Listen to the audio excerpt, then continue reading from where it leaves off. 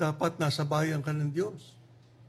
Nandun ka sa bayang hinirang ng ating Panginoong Diyos.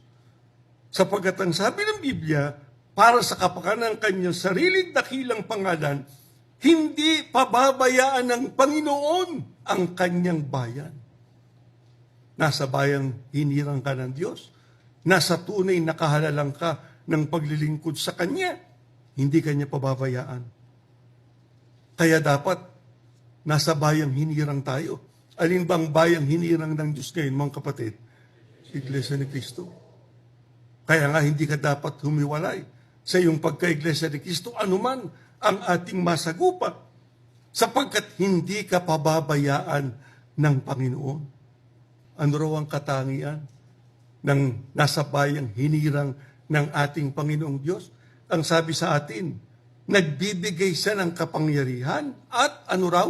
Tagumpay. Tagumpay sa kanyang hinirang.